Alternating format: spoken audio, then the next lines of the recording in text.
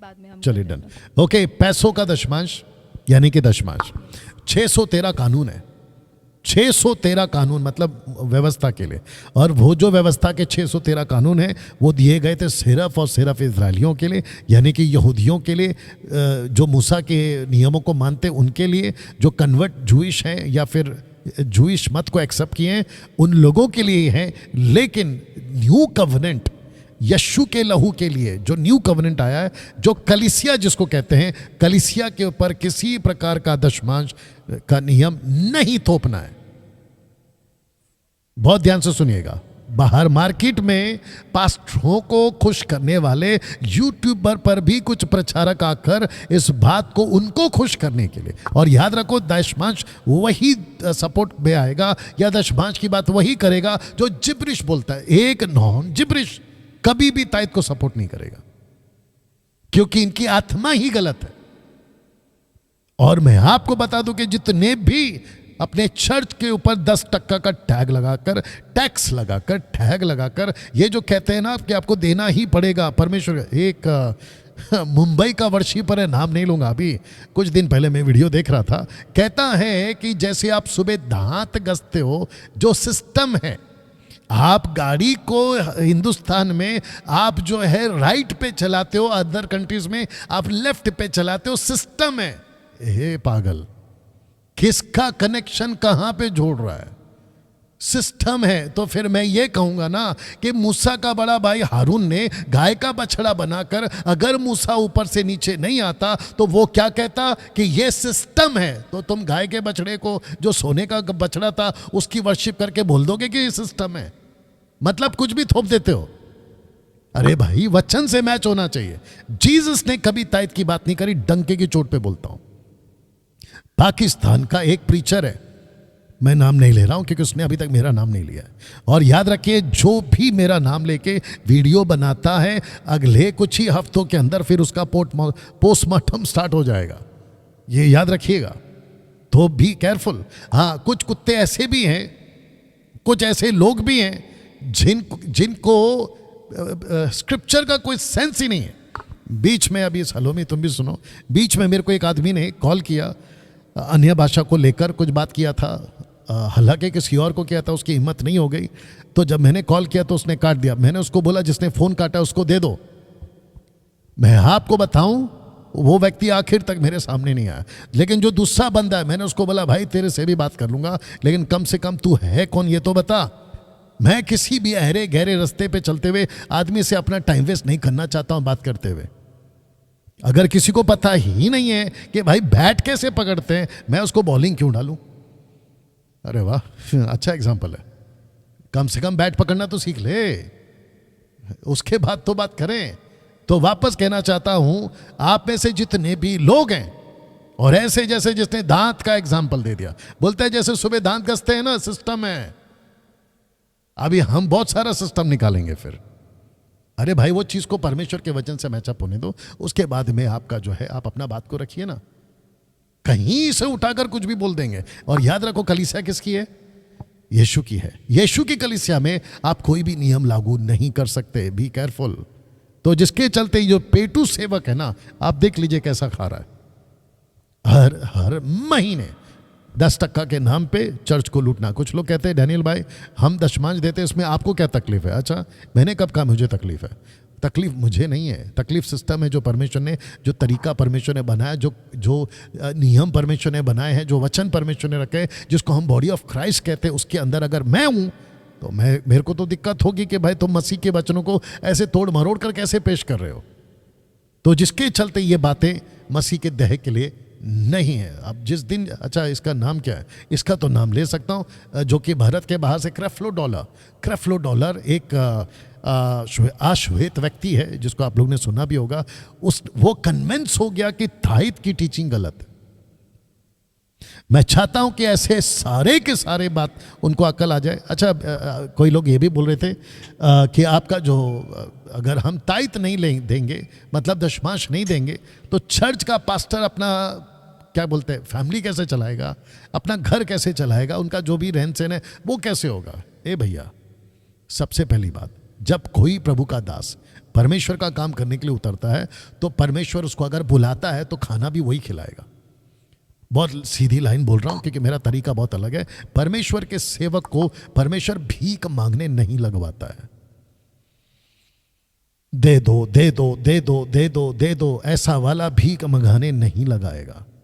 अगर परमेश्वर ने सेवक को पेट दिया है ना तो परमेश्वर खाना भी खिलाएगा। एलिया के साथ क्या किया? 3.5 साल कौवे ने खाना खिलाया, नाले का पानी पिलाया। नहीं कर सकता है परमेश्वर? बिल्कुल कर सकता है। विधवाओं को खड़ा कर सकता है जैसे एलिया और एलिशा के टाइम पे किया था। परमेश्वर सब कुछ कर सकता है, फिर आपके लिए क्यों नहीं कर सकता? अगर परमेश्वर ने मिनिस्ट्री के लिए बुलाया तो आपको पैसों का मोहताज नहीं बनाएगा। तो ये पॉइंट भी क्लियर कर दे रहा हूं सलोमी कि लोग कहते हैं कि फिर पास्टर का गुजारा कैसे होगा? पास्टर का गुजारा भीख मांगने से होगा क्या? आपका सेल्फ रेस्पेक्ट कहाँ है? आपका आत्मसम्मान कहाँ है? आप क्यों संडे के दिन खड़े होकर पैसों के लिए मांगते रहते हो लोगों से? आपकी डिग्निटी कहाँ है? आपका आत्मसम्मान कहाँ है? अपना रिस्पेक्ट रखो ना, लोगों को खुद आकर सामने से देने दो। आप क्यों मांगते रहते हो पुलपिट से? और परमेश्वर ने आपको पुलपिट नहीं दिया है कमाई के लिए, आपको परमेश्वर ने पुलपिट दिया है परमेश्वर का वचन प्रचार करने के लिए। या आई अग्री। जो भी पास्टर डैनियल ने हमारे बीच में बोला है कि हम भी अग्री करते होंगे, क्योंकि ना ये प्लेटफॉर्म जो परमेश्वर ने हमें चुना है इसीलिए नहीं चुना है कि हम सिर्फ पैसे मांगते रहे, लेकिन परमेश्वर का राज्य हमें आगे बढ़ाना है, इसलिए परमेश्वर ने हमें चुना है। तो बहुत लोगों का ये भी विचार होता है या फिर सवाल होता है, तो फिर हम ना कैसे सपोर्ट करें? और ये भी होता है कि क्या हमें 10th जो बोलते हैं कि हमें ना सिर्फ जो 10% होता है जो आपका सैलरी हो या फिर बिजनेस का जो प्रॉफिट हो, उसमें से हमें सिर्फ 10th जो होता है या फिर 10% ही देना है, फिर या फिर हमें जैसे दिल में आता है या फिर जैसे हमें बोझ आता है हम वैसे दे सकते हैं? बिल्कुल। 2 कुरिन्थियों 9वां अध्याय माफ करना, या 9वां अध्याय वचन 7 या 7 का 9 में लिखा है, पौलुस कहता है अपनी मर्जी से देना। 10 दो, 20 दो, 50 दो, 100 दो, 200 दो, 500 दो। आपको अगर लगता है कि पास्टर को गाड़ी गिफ्ट करना है, आपका इच्छा हो रहा है, तो दे दीजिए, पैसा आपका है, चॉइस आपका है। लेकिन मैं उसके खिलाफ हूं कि पास्टर चर्च के ऊपर टैग लगा देता है, कानून लगा देता है कि देना ही होगा। नहीं तो कुछ लोग ने तो चर्च के बोर्ड के बाहर उनका नाम तक टंगा दिया कि इस महीने इस बहन ने, इस महीने उस भाई ने पैसा नहीं दिया, उसको शर्मिंदा करते। जैसे सोसाइटी में जहाँ पे अभी हमारा ऑफिस है, उसके सोसाइटी में अगर मेंटेनेंस कोई नहीं देता है तो जो मेंटेनेंस नहीं देते उनके सबकी लिस्ट बनती है और लिफ्ट के बाहर उसका लिस्ट को चिपका दिया जाता है। वो शर्मिंदा हो, उसको शर्मिंदगी महसूस हो, ताकि वो सोसाइटी का मेंटेनेंस भर सके। ये कौन सा सोसाइटी चर्च शुरू कर दिया आपने कि लोगों का नाम डाल दे हो? परमेश्वर हमारे पास और है या फिर एक वचन पढ़वा दो? Okay, the book of Exodus chapter 25 verse 1, निर्गमन की पुस्तक उसका 25 का 1। तुम ताइत्व वालों को ये बता दूं कि तुम्हारे ओल्ड टेस्टमेंट में परमेश्वर ये चाहता है। देखो क्या लिखा है, निर्गमन 25 का 1। यस सुमन? हाँ। यहोवा ने मूसा से कहा, इजराइलियों से यह कहना कि मेरे लिए भेंट लाए, जितने अपनी इच्छा से देना चाहे उन्हीं सबों से मेरी भेंट लेना। इसको रिपीट करो, जितनी अपनी इच्छा से, जितने अपनी इच्छा से देना चाहे उन्हीं सबों से मेरी भेंट लेना। और ऐसा ही स्टेटमेंट परमेश्वर ने जब पहला मंदिर बना टैबरनेकल, और फिर जो आफ्टर 70 इयर्स ऑफ एक्साइल यानी कि एजरा के टाइम पे जाया, यही स्टेटमेंट वापस यूज हुआ है कि अपनी मर्जी से देने वालों से ही आपको जो है भेंट लेना। इसका मतलब मर्जी से देना दो ना। आप टैक्स क्यों लगा देते हो, यानी कि आप टैग क्यों लगा देते हो कि 10 देना ही पड़ेगा? तो पास्टर को ब्लेस करो, मैं उसके खिलाफ नहीं हूँ।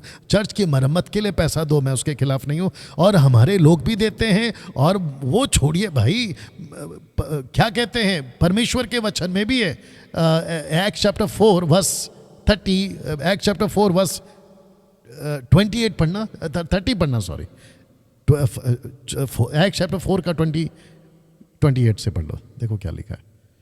आई होप सो कि जो कुछ पहले से तेरी सामर्थ, ओके 30 पढ़ो चंगा करने के लिए तू अपना ओके 32 पढ़ो। विश्वास करने वालों की मंडली, हाँ, विश्वास करने वालों की मंडली एक चित्त और एक मन की थी जी। यहाँ तक कि कोई भी अपनी संपत्ति अपनी नहीं कहता था जी, परंतु सब कुछ साझे में था। साझे का मतलब आपस में बांटा हुआ। हाँ, प्रेरित बड़ी सामर्थ से प्रभु यीशु की जी उठने की गवाही देते रहे। हाँ, यीशु की गवाही देते रहे। क्यों? और उन सब पर बड़ा अनुग्रह था। अनुग्रह क्यों था? पढ़िए। उनमें कोई भी दरिद्र न था, उनमें कोई भी पुअर, गरीब नहीं था। क्योंकि जिनके पास भूमि या घर थे हाँ। वे उनको बेच बेच कर बिकी हुई वस्तुओं का दाम लाते और उसे प्रेरितों के पांवों पर रखते थे। ये देखिए ना, ऐसे चर्च होने चाहिए जहां पतरस पैसों की भीख नहीं मांग रहा है, बल्कि पब्लिक खुद आके दे रही है। तो देने दो, मैं उसके पक्ष में हूं। मैं तो चाहता हूं कि ऐसी कलीसिया चले। लेकिन ये जो पुलपिट पे खड़े होके पैसे दो पैसे दो पैसे दो, मैं जब वर्शिप करता था, मुंबई की बात कर रहा हूं, मुझे बहुत सारे चर्च के पास्टर्स बुलाते थे कि डैनियल भाई गाना गाने आ जाना। और जब हम गाना गाते थे तो बीच में कान में आके बोलते थे कि 15 मिनट में एक वचन दे देना। बोला वो टॉपिक क्या रहेगा? बोला दशमांश का टॉपिक कर लेना। बताइए। और मैं जानता हूं अगर वो ये वीडियो देख रहे होंगे, मैं बात कर रहा हूं तुम लोगों की, जो हमको कहते थे ना कि कव्वाली गा दो, रखवाला गा दो, माही बजले गा दो, उसके बाद में आकर अच्छी वर्शिप कर दो, लेकिन बीच में 10-15 मिनट का ताइद का टीचिंग दे देना। और हम तब देते थे क्योंकि मैं खुद ही गलत पट्टे पे था। जो आपने क्वेश्चन किया, मैं खुद ही गलत पट्टे पे था। सो दशमांश का कॉन्सेप्ट बिल्कुल नहीं है मसीहत में। जी next. It's very sad to know कि ना जैसे आपने बताया कि बहुत ना ज़बरदस्ती करते हैं लोगों को कि आपको देना ही है नहीं तो फिर शायद चर्च से निकाल देंगे। हाँ। या फिर बहुत सारी ऐसी नियम लागू कर देंगे आपके ऊपर, जैसे आपने बताया कि नाम ना लिख देंगे चर्च के बाहर कि आपने नहीं दिया है, इतने महीनों से नहीं दिया है। और आई थिंक उस प्रेशर में आके लोग कर्जा लेके देते हैं या फिर ना अपने जो घटी में से देते हैं। तो ये सब भी जब हमारे पास पहुंचता है, आई थिंक आपके पास में बहुत ज़्यादा पहुंचता है ये सब न्यूज़, क्योंकि उनको जब खरी शिक्षा मिलती है उन्हें पता ही नहीं था कि ऐसा भी होता है, कि उनको पता ही नहीं था कि ना ताइथ या फिर सपोर्ट, चर्च को सपोर्ट करने में कोई ऐसी ज़बरदस्ती नहीं है और हमें अपनी इच्छा से देना है। उनको ये चीज़ पता ही नहीं थी जब तक खरी शिक्षा पहुंची नहीं थी हाँ, उन तक। इसमें एक ऐड कर देता सलोमी, डराते हैं। यस, चर्च के लोगों को पास्टर डराता है करेक्ट वर्ड। कि अगर आपने नहीं दिया तो ऐसा हो जाएगा, परमेश्वर का क्रोध आएगा। टोटल बकवास है। बीच में ऐसे ही प्रोग्राम जो अभी हम कर रहे हैं ना, ऐसे ही किसी एक आदमी ने प्रोग्राम किया, मैं नाम नहीं ले रहा हूं क्योंकि उसने अभी तक मेरा नाम नहीं लिया, ठीक है ना। जिस दिन लेगा उसका पोस्टमार्टम तो पक्का है। ध्यान से सुनना। कहता है कि कुछ लोग वीडियो बनाते हैं और थंबनेल ऐसा रखते हैं कि जो दशमांश देगा वो नरक जाएगा। ए भाई, अगर हम ऐसी वीडियो बनाते हैं ना तो उसका वजह तुम जैसे लोग हो। और मैं तो वापस कहता हूं डंकी की चोट पे कि ऐसी गलत टीचिंग देने वाला पक्का नरक में जाएगा।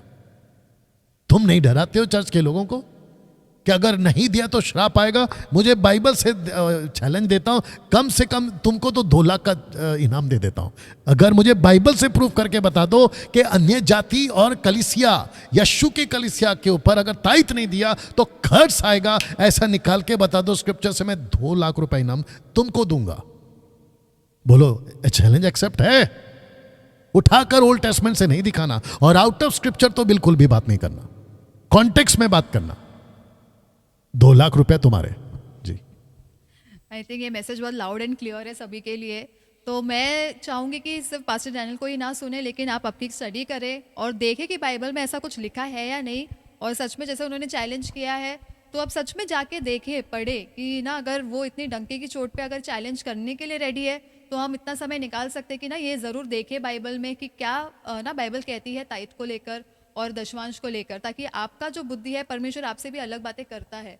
अमेन। हम सभी से परमेश्वर बातें करता है तो आपसे भी करेगा और आपको भी ये समझ आएगी, और ताकि आपका भी ज्ञान खुले, ताकि आप खुद जब समझाओ तो आप आपकी वर्ड्स यूज़ कर सके, ना कि ना पास्टर डैनियल का, क्योंकि आपके पास भी अपने वर्ड्स होंगे तो वो परमेश्वर आपको देगा, लेकिन वही तभी देगा जब आप खुद आपकी सेल्फ स्टडी Right. करते हैं। तो